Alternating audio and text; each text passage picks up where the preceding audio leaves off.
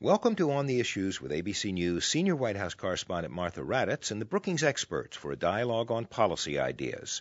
Following a decade of corporate excesses, former U.S. Attorney General Dick Thornburgh states that it's time for a system of corporate best practices. In the wake of Enron, WorldCom, you had Sarbanes-Oxley in 2002 to try to get more internal controls. Explain how that works. Well, I think the thrust of Sarbanes-Oxley was to fashion some kind of legislative response to the excesses of the early part of the decade. There's been a lot of complaining and moaning about its terms, but it has a lot of good features to it. The one that causes the most difficulty, I think, is the requirement that executives certify the efficacy of their compliance programs and sign off personally on the financial statements that are prepared for corporations that are covered by Sarbanes-Oxley. But all of this, I think, avoids the real question, and that is what kind of corporate culture exists in America today. What we saw in the early part of the decade was a culture of greed, a culture of non-compliance, a culture of failure to observe the basic fiduciary duties that officers and directors owe to shareholders, and we are a nation of shareholders, so that includes all of us.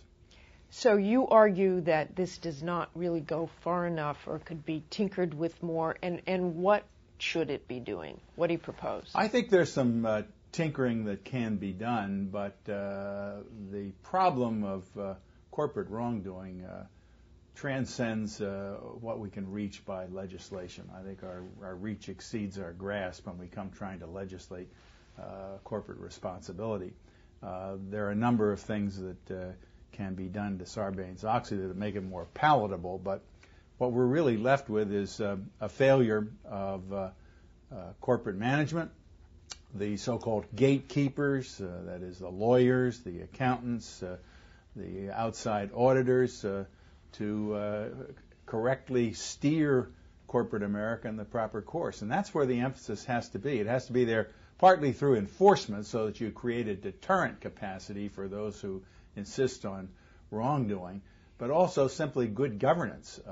You've got to have, for example, a seamless web of accountability, a seamless web of audit capability that involves the audit committee of the board of directors, the internal audit operations, which turned up some of the wrongdoing, and the outside auditors. They all have to be reading from the same page, and that didn't happen in many of the cases where corporations crashed and burned. It's almost like you're talking about changing the entire culture, which seems almost impossible.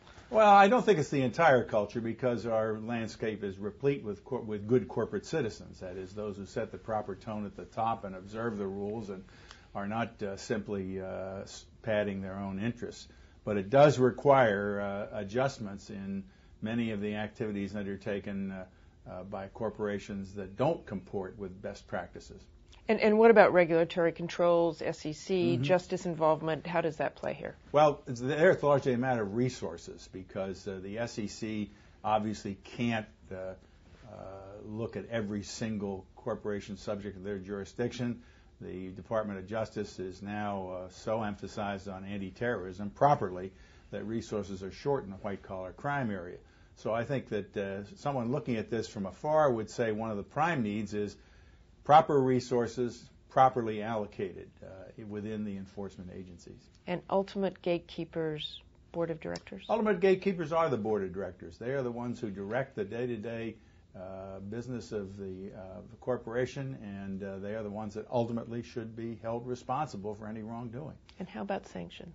Sanctions are important because they set the tone of compliance in the most vivid and understandable way. If a corporate executive goes to jail, or if a corporation is sanctioned otherwise for its wrongdoing, that sends a message to all others who might be tempted to do the same thing, and tells them that the stakes are pretty high. We haven't had that because of, number one, a boom and bubble cycle, and secondly, a lack of resources on the part of the enforcers to impose the sanctions. Okay, thanks very much, Mr. Thornburgh.